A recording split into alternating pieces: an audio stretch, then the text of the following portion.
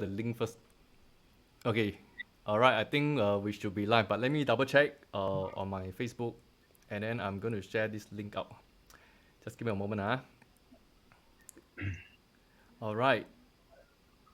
Okay. So we are live in actually LinkedIn, Facebook, and YouTube. Okay. Okay. Very quick one. All right. Just give me just another 1 minute, and because sometimes okay in Facebook, okay actually not just Facebook live streaming it will like take 10 seconds. There's a 10 seconds delay. 10 seconds delay. Oh, from the time we talk to the stream appearing. Yes. Okay, Okay, sure. can. All right. Just one more thing I'm gonna do, and I'm gonna ask you question. All right. Okay.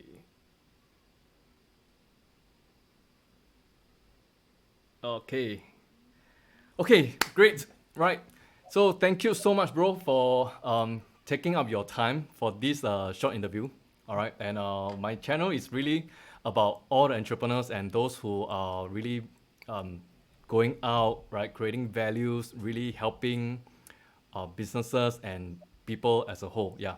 So whoever that's online right now, whether you are in LinkedIn, Facebook, YouTube, right, do join us. Okay, as a at the time, uh, at the time. Okay, wait, my English not so good.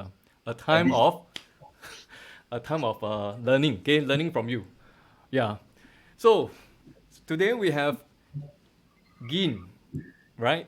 Gin. But you have a Gin. Okay, you have a name that most people will know, which is Glue. Am I right? I hope Yes. so.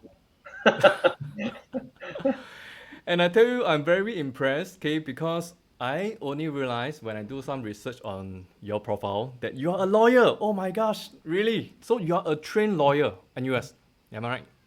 Yes. So I studied law and I graduated 1992, 1993. So I practiced for a number of years, about 4 years. Then I went to lecture law about 3 years at the poly. Um, then at the age of 31, I joined the Straits Times as a tech journalist. So I spent about 15 years doing that. Then 6 years ago, I left to start my own PR agency. So from being a lawyer, right? I mean, to a tech, that's already a change. What Mm. actually like propel you to do this or cause you to make this decision to change, Mm. Yeah. Okay. So actually, when I was doing my A levels, I did triple science lah. In those days, everybody wanted to be a doctor or a lawyer, right? Correct. And then I remember during the bio lab, I had to cut the rat lah. When I cut the rat, I knew that I didn't want to do this lah. Anyway, my So you don't grades want to were be a doctor? don't want to be a doctor. Also, my grades were not good enough. Okay, Hmm. so I really had two big interests at the time when I was 17, right? How old lah? I was 17 lah. I had two big interests lah. One was actually computer science, and the other one actually was history. So I love history, right? But although I came on a science stream, so in the end, I put law as first choice, com science second choice, and arts bracket history as third choice lah. Fortunately or unfortunately, I got my first choice, and that's how I ended up doing law. Okay. So it's unfortunate or fortunate actually. A lot of people want to get into law, at that time. I believe, right? Uh, yeah, I think it's fortunate. I think the practice of law, the learning of law, teaches us not so much about the basic principles of law, but Hmm. how to focus your mind on issues, right? I mean, the Hmm. study of law itself, they got many complicated things, right? And even if you practice as a lawyer, you actually need to focus on what is the issue that is in dispute, and don't be distracted with other things. So that training that comes helps me to analyze things better, lah, which actually was a big asset when I became a reporter, right? You got to analyze situations and then think of story angles, and in a way, also helps my current work doing PR, right? So I was always doing computer science. Your question was how come from law to com science, right? Yeah. I have a lot of journalism.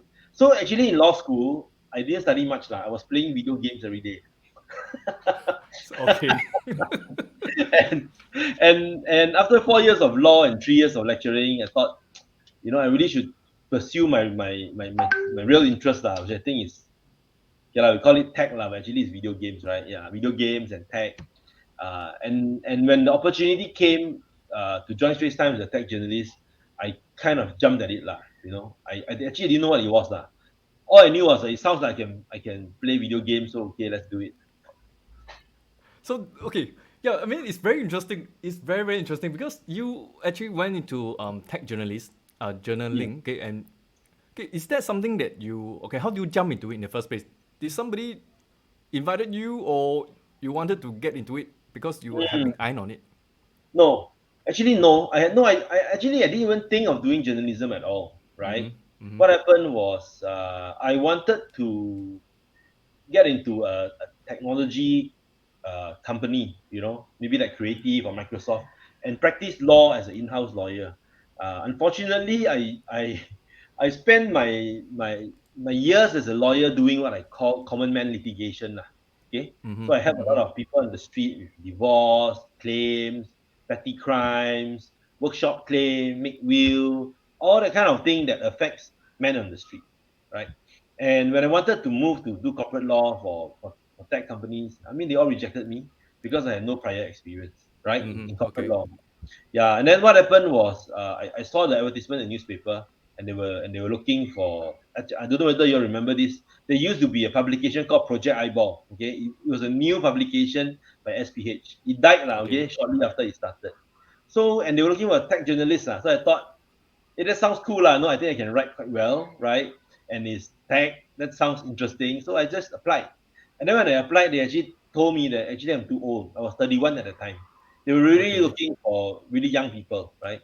But they said that, you know what, the Straits Times is opening up its technology and science department. Do you want to join? I said, okay, let's join. And actually, that's how I landed up in journalism. Lah. Yeah. So at that time, did you get a pay cut or not? Actually, Okay. no. The poly Oh paid no. so badly that I actually got a pay Oh. increase. Yeah, I, I took a pay cut from being a lawyer to join the poly, out of idealism Oh. and the foolishness of youth. Right. So, so, so the jump from poly uh, to Straits Times was a no-brainer, lah. Right? Because Mm. even Straits Times paid better. Okay. Yeah. And Straits Times did Okay. pay quite well in those days, lah. To be honest. Yeah, they're Okay. very. Okay. Yeah. Yeah, so then you fast forward, wow, and then you became the tag, and then you became the lead edit. Do you call it co-editor or I was lead? the tech editor. I was the tech Mm-hmm. editor of the Straits Times. I Mm-hmm. also used to be the editor of Digital Life. And that's how we met, right? Frankly, I do not know who is behind the scene at that point. I really Oh, don't know. okay. Yeah. Yeah. Eventually, So when I left in 2015, I was the tech editor of the Straits Times, and also I was the Digital Life editor, lah. Yeah. so that time Digital Life was like running for 17 years before okay, before that was Computer Times. Yeah. Were you there at Computer Times? No, no. I only joined in. Okay, so I joined Straits Times. When I joined Straits Times, I went into the Mm-hmm. news department. Then I Mm-hmm. left for a number of years and I came back in 2007. When I came back in 2007, I joined what was then Digital Life. So I knew the people at Computer Times, but I never actually worked for Computer Times. Yeah, Okay. So yeah. the people are the same, right? I suppose from Computer Same, Times. same. I mean, like Alfred, Tian Hao, all these Okay. guys, right? Yeah, yeah. In those days, Yeah, those were the days, really, really. Yeah, and you're yeah. really big on games, really, really big on games. At that time, lah. Yeah, yeah. Yeah. So you see, what I'm very impressed is you took on this current role, all right, Mm, as a managing business owner of GlooPR agency, which is something that we have found, right? yeah, By yeah. giving up this huge, I would say that, I mean, at that time, it's like an editor to me is someone who is very influential. You call the shot, whatever that's in the news, you decide where to put what, all right? Mm, What really, like, is it something within you that you really want to come out, of that? I mean, I believe it's supposed to be very comfortable already. mm, Correct me if I'm wrong, yeah, right? yeah, So comfortable, why would you want to come out and become like build your own stuff? And we all know the stress being an entrepreneur and yeah, all yeah, the thing that we need to go through. Yeah. So yeah. what is that thing within you that I want to. So, Mm, so the thing about me, the truth about me is, I'm a very unstructured person. I never mm, plan my life. Uh, some people are very good in planning, right? They do this, and then 3 years later, they aim for this. When I was younger, whenever I went for a job interview, and whenever the interviewer asked me, like, how do you see yourself 5 years from now? I would look at the guy blankly. I'm like, actually, I don't know. So I'm a very instinctive person, right? I go by mm, instinct. Yeah. Actually, when you are right, lah, when I was at the Straits Times in 2015, I was kind of the most, I would say one of the most influential, if not the most influential tech reporter in Singapore at the time. Because at the time, digital life was very influential, right? And Straits Times then was a lot more powerful than it is today, lah, right? And I thought about it for a long time because as a journalist, we are quite lucky, right? We are always the buyer. The PR folks are always trying to sell us stories, okay, and then we can get to try the latest stuff. It was really fantastic being a journalist, right? You get access to people that you wouldn't normally talk to. mm, I interviewed Michael Dell, right? Why would Michael Dell want to talk to me, right? I talked to like Sim Wong Hu, all these guys. So I really, really love what journalism did for me. It gave me the opportunity to broaden my horizons, meet so many people and really understand so much more about the world. It was a difficult decision for me, to be very honest. And first thing, of course, was money, right? I was paid a decent salary. It was not a lot, okay, but it is still decent, right? um, and it means that with you all this, okay, and literally you start from bottom lah, right? Maybe I might fail and I might make nothing. Yeah, but I there were a few factors that pushed me there, right? I think that one of the factors was that digital life had was closing and it was going to be merged into the broadsheet, right? And I think because of the challenges that the newspaper face, it is challenging, right? Internet digital marketing is destroying its business. I knew then that there will never be an opportunity to really push digital life as a separate product, but it will be really just part of the paper lah. And because I didn't really have any ambitions to become like anything more than a tech editor. I didn't want to go and do other things, right? I just wanted to do my tech. So that was the first motivation lah. Second motivation was I felt that the PR industry, because I was a journalist so many years, PR people always pitch stuff to me. I always feel that the PR agencies, most of them don't really focus on the person, right? They they they they they want to talk to you because they need you to write articles for them, right? I did form some friends, right, over the 15 years. But I would say about 80-90% of PR people that talk to you, they really not interested in you. And yet, the business of PR actually is the business of people and the business of relationships. Okay. The second thing I noticed was there are a lot of people pitching tech articles. But the people pitching to me knows nothing of what they talk about. Every time we ask them more questions, they would fumble, right? And to be honest, I had a bad reputation in the industry that people were quite scared of me because I would ask very deep questions. I would pick up every phone call, even if I'm an intern. But very often, if they didn't know what you're talking about, I would say like, if you don't know your stuff, you really shouldn't call to pitch lah. The way I talk, I'm like this lah. Maybe I sound serious lah, but actually my intentions were noble and good lah, right? So I think those two factors, I thought that, maybe there's a better way to do this PR, right? And with my tech knowledge, I'm sure I can explain it better than all these guys. Plus, while I still got a job in Swiss time, I can still do my tech. But my real love, digital life and all that, probably won't have a chance to grow to a next level lah. And I was 46 years old at the time lah, bro, not easy lah, but I took the plunge lah, okay, yeah, and just tried lah, really just try. and you became very successful. I can see, I can really see. Yeah. Not very successful lah. So Uh, you I, okay lah, I was lucky, right? Yeah, yeah. So I really like the way that you say, people are doing PR differently, or no, people are doing PR wrongly because it's supposed to focus on people. Correct. So when you are an editor, right? So what are you actually looking for when somebody pitch to you? Is there something that you can share with us? Like maybe there are some listeners who are trying to pitch to some Mm, editor out there. Is there something that you can share? Yeah. yeah, sure. So So the goal of PR and the goal of journalists actually is the same, right?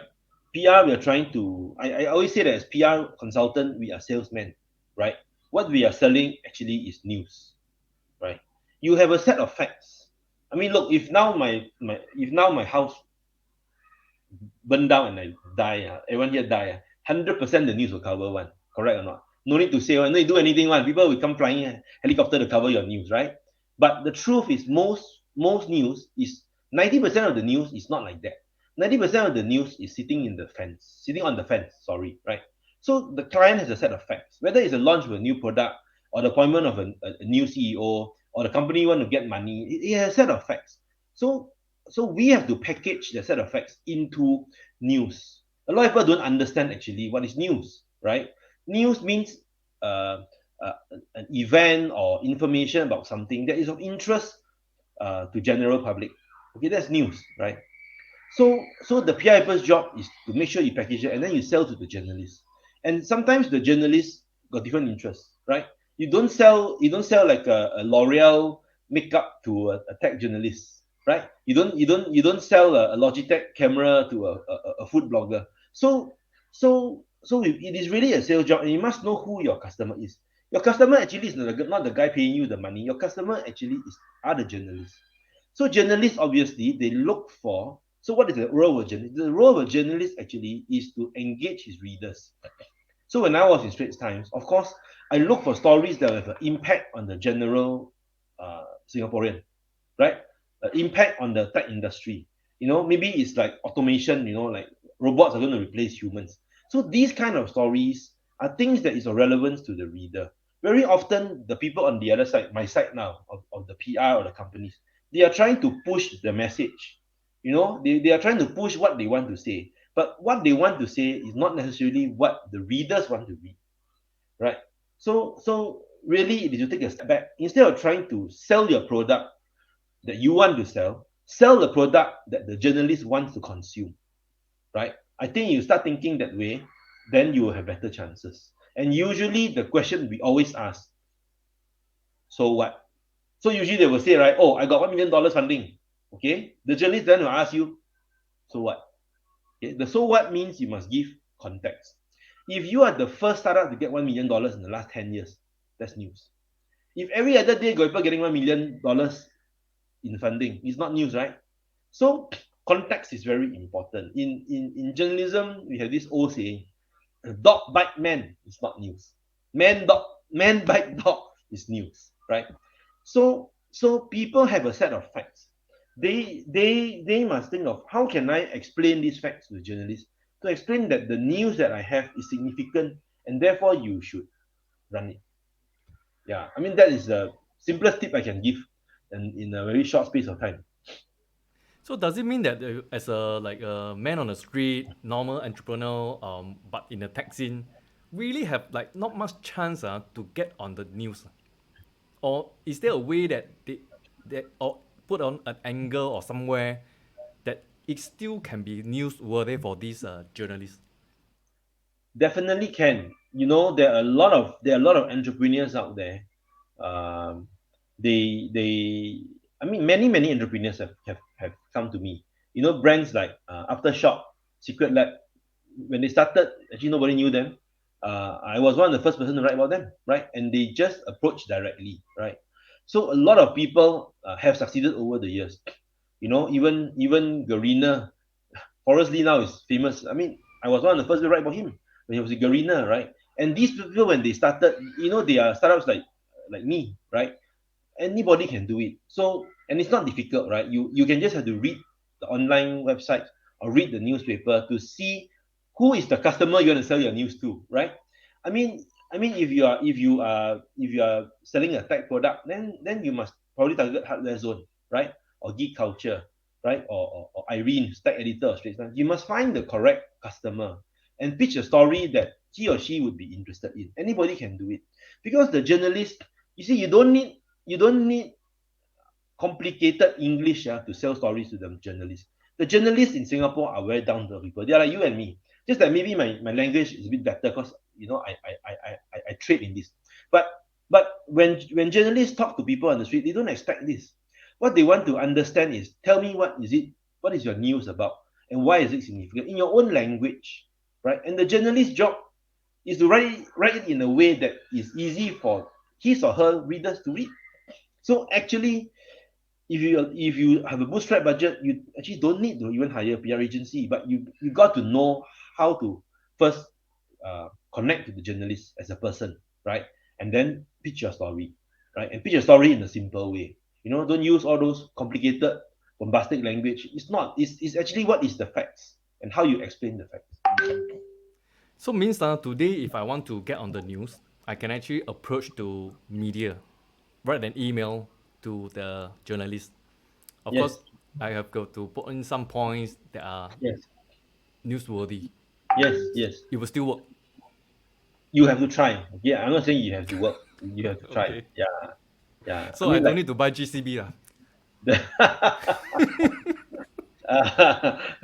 that one bad news lah. Everybody A know bad you got news? GCB. Oh Everybody yeah, know. yeah, you're right. Everybody know you got GCB is no good. You're right. But recently, a lot of those went into the news because of Yeah, this. yeah. You know why, right? Because Mm. there are three things that always has interest. It's always news. It's called sex, tragedy, and money. Sex, money, and tragedy, tragedy. Yeah, always sells, right? Always sells. Yeah, but the first two is not that good lah, right? Yeah, money is good lah. How to say, if I'm in the news because of sex or tragedy, what is sad lah. Entrepreneur, we don't want. We want to, Yeah. have So something that. money, lor, right? Mm. Like a local entrepreneur. So money is not about money. It can also be career success, right? Like table tennis, we win gold. It's not money. Actually, it's success, right? Local people succeed in something is good. Like Secret Lab, right? They sell so many chairs. All that is success. So very often we get some clients that come to us say, "Well, Jin, well, I want to be in TechCrunch. I want to be in what US publications, blah blah blah." I say, "Yeah, can you be in Singapore news first? Because nobody knows you in Singapore. TechCrunch and your CNET not interested in you, right? If your own country don't write about you, because the media that will be most interested in a local story is your local media, right? Like your Indonesian media will write about the Indonesian entrepreneurs. Our Singapore media will write about our Singapore entrepreneurs. It's only when you reach a scale of Razer or Secret Lab, Meet OSIM, that kind of scale, then only overseas media will start paying attention to you, right? Yeah. So, like for example, now that you say local, in terms of tech scene, it seems like it has been diminishing already. There isn't really like a tech kind of Mm, media. mm, Yeah. Because of course our beloved digital life is gone. mm. So where can we turn to right now? Well, thankfully, I think there's a lot of smaller media that have appeared, right? Otherwise, I would be out of business a long time ago already. Yeah, that's where we really need to learn from you. Where can we Yeah, look for them? so there are a lot. I mean, you can use Google search, right? I mean, for example, if you're selling a X mini speaker, all right, or you're selling speakers, you can search, right? Who writes about Bose or who writes about Jabra, right? You can do a Google search. Look for the brands that probably is doing good PR, and and and and you will appear. Okay. Now the problem, however, is Google will only organically show the websites that are labeled as Google News sites. So if your website is not Google News site, you type in, let's say, Jabra something, right? It won't appear. Okay. So you just gotta go talk to people, read up.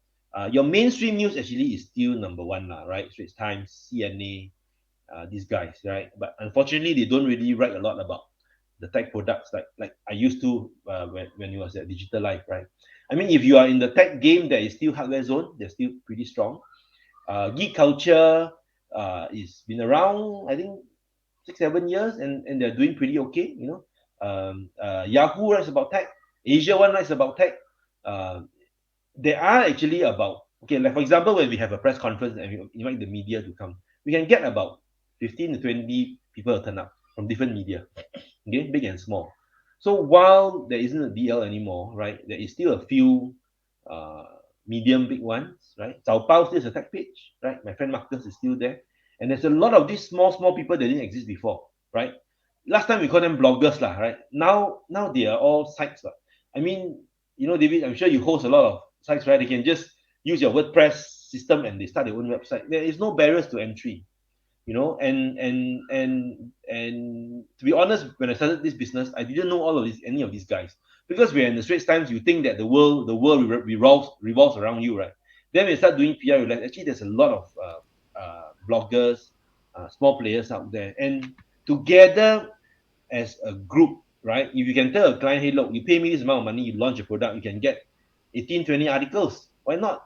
Right? So there is Mm. there is still that there is still meaningful work to be done, lah, right?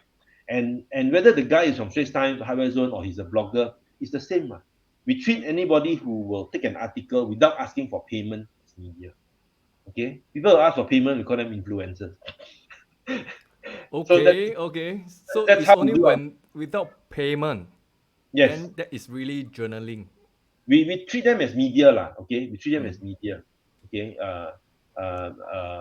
I mean, this is not, it's not like a legal practice or a medical practice where you have a licensing authority that chop chop say you're a lawyer, chop chop say you're a doctor, right? Anybody can be a reporter, anybody can be media, right? In fact, the definition these days is changing.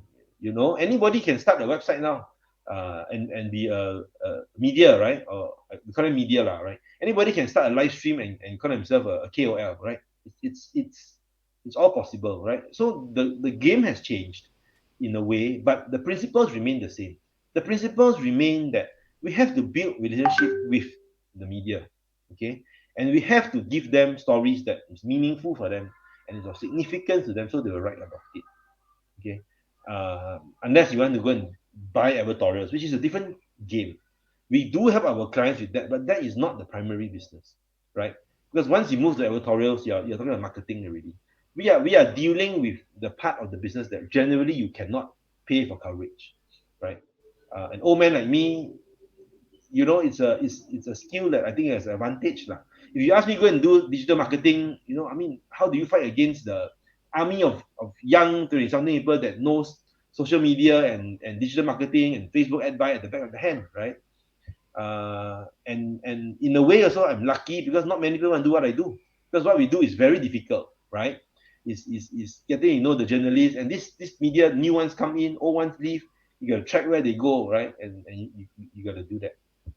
I think you're One very more right. tip, Mm. yeah, one more tip for your listeners. There's actually a subscription service that they can pay for lah. Okay, it's called Telum, Telum.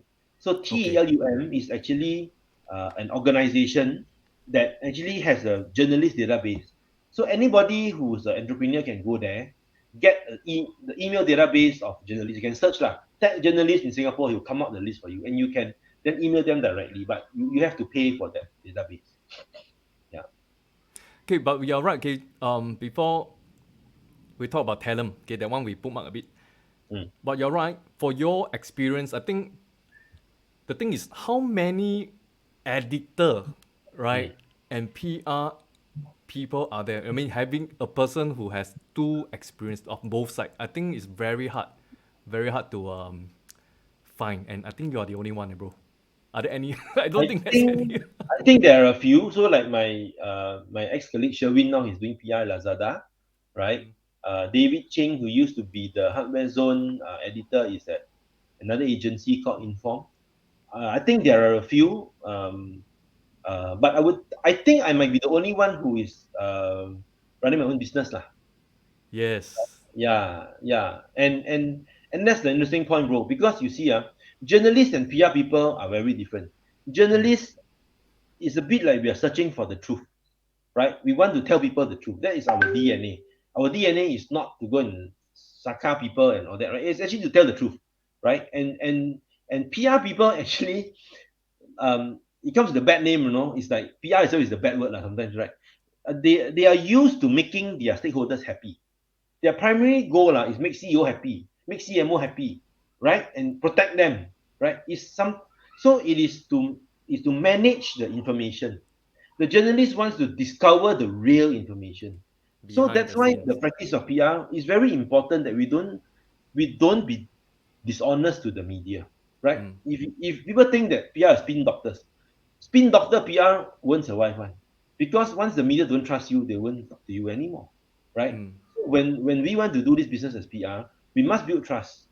And whenever we talk to a media and say, hey, I got interesting client, it better be interesting, because if everybody you say is interesting, then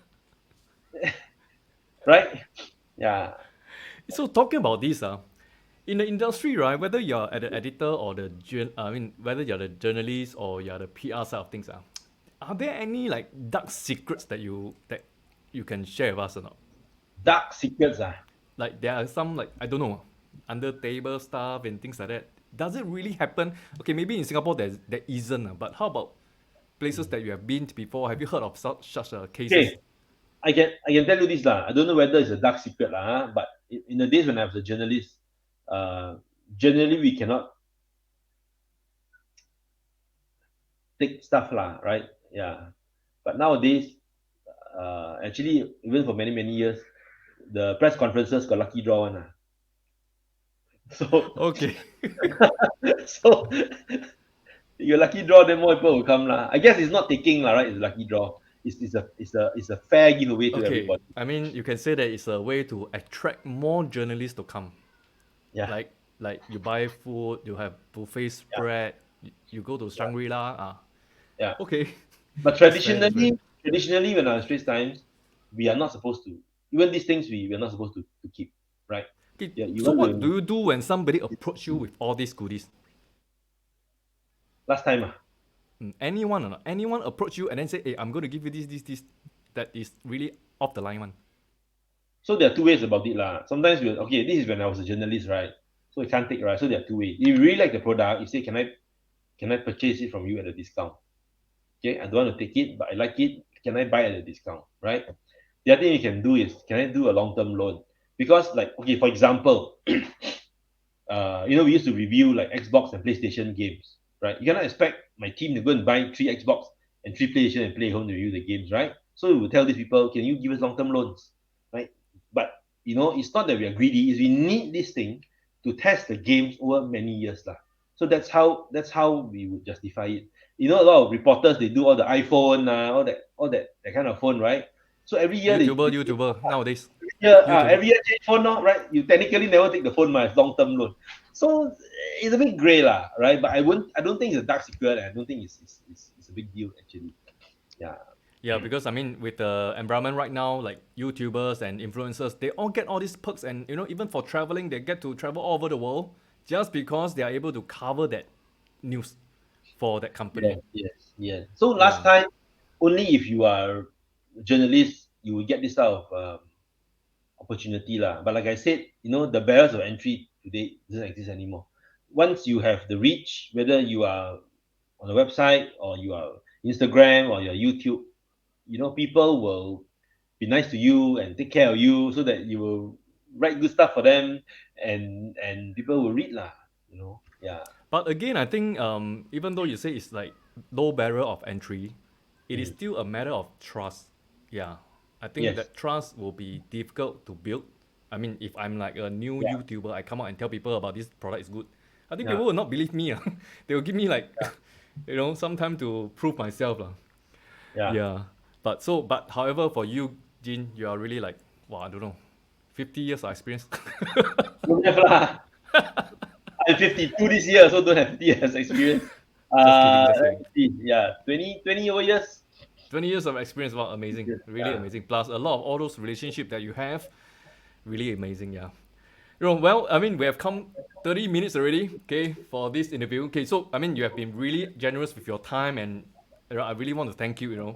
But to end this session, okay, we have many startup founders. Most of them, they are not tech, right? And of course, there are some who are tech, okay, and also hungry entrepreneurs, okay, here listening to you, right? In fact, Mm. right now we have a few people already listening to you right now live. Okay, do you have like any piece of advice that you can advise entrepreneurs listening to you, right? If you have, what are the three advice that you can give them, whether as an entrepreneur or as a maybe a PR agency, or I mean, if Um, somebody looking for PR. Anything that you can share with us? So I think as a business owner, right, I feel that the most important asset actually are your people. Okay, I wanted to really build I mean, I don't need to make $1 billion, right? I just want to build a sustainable business, And anytime I got 5 to 6 staff plus myself, and my goal was really just to build a small business. I can earn money, right? Decent money. People can grow with the company. But it's really hard to keep people. And I don't think I'm a nasty person, right? And that is the challenge, actually manpower, really. First, how do you keep them and attract them um, and make them stay for long, right? It's very hard to find people that, my mother also used to be an entrepreneur. I can see that she had staff that worked for her 20, 30 years. And she was a very fierce person, always scolding her staff. But they worked for her 20, 30 years, and it's so hard for me to achieve that. Most of my Because you don't people, scold them, is it? I think maybe that's why. Yeah. So you see, I am providing a service. Okay. It's no different from a hairdresser or a lawyer or a doctor. People come to Glue because they expect Gin to help them with their PR, right? The problem with the service business versus a goods business is you cannot scale unless you got other people that can help you, right? And trying to find people in the PR industry that, that can have all the different prerequisites to do the job actually is very, very difficult, right? PR people need to be one, very structured and organized. Okay. Two, must have good people skills. Three, must be good communicators. You cannot find this automatically in a journalist or in a PR executive. You actually need someone that is good in both. I don't have all these traits, right? I'm good with the thinking, the strategy, and the relationships, but I'm really bad with the organizing. So I have a general manager that helps me with these things, right? So I think I would say my learning, I won't say my advice to entrepreneurs. One, look for people that can complement the skill set that you don't. I think it's really important. Okay. Two, try not to hire family. I think family is very hard. Okay. People don't like to work for you if you have family members around. Okay, because they always feel that you may not be fair. And I had a bit of experience with this. I had a niece working for me for a while, and even though she was the lowest paid employee, there were issues like with other employees thinking that I'm being unfair and all that. So I actually don't hire family, and when I hire friends, I'm very very careful, right? I think it's always better to go outside and hire from the market. Friends can help you maybe like 3 months you bonang nobody, right? You call your friend, hey, can you help me? I think that is okay. But higher long term, I think you have to think carefully. Yeah. So I think to me, if you ask me what is the challenge, is the people. Getting business actually is not that difficult. It's keeping the customer that is difficult and keeping the people that is difficult. So these two are really human. It's really relationship. I think you are really like a relationship, I don't know, expert, right? But No by lah, then, I'm not because lah. you're journalist, because you need to really manage. I mean, as a PR, you really need to manage the relationship. And now you're like managing three groups, right? Three groups: your customers, your staff, and then also the journalists. A lot So of relationships, a lot. Yeah. a lot, and that really takes a lot of time and coffee time, especially Yes. coffee. So you drink a lot of coffee, I guess. Uh, not that much. Not that much. Not that much. I do. I Not do. that One, much. one, Okay, okay, one okay. cup a day, maybe. What? 3 cups a day? One. Oh, once a day. That's Yeah. quite normal. That's quite normal. Yeah. Yeah. Yeah. Okay, so just one last question, bro. One last one. Okay, if you have a chance, would you do whatever that you have done all over again, or would you do something else? Oh. Okay. I never think like that. Hmm. Yeah. A lot of people say I want to reset my life. I never look back. Right. I believe that first of all, I never had a big plan for myself. Right. But I believe that I am somebody that is able to jump in the deep end and learn something new. For all you know, after 2 3 years, I may just give it up and do something else. I wouldn't say it's impossible, knowing myself, right? And because I don't, people like me who don't think through, you just have a rough idea and you jump in. I think that's what makes us entrepreneurs, lah, right? If you really got a plan and you got funding, actually you're not an entrepreneur, right? Mm-hmm. Probably Mm-hmm. back you and you got real money to to push, lah, right? You know, right? You also entrepreneur, you know that usually it starts with an idea and then you build on the idea. okay, and then you learn and you adapt. I think those are usually successful entrepreneurs lah. I am only okay only. I'm nowhere near people making a lot of money. You're Not at just all. too humble, bro. No lah, I'm not. I really am not. Yeah.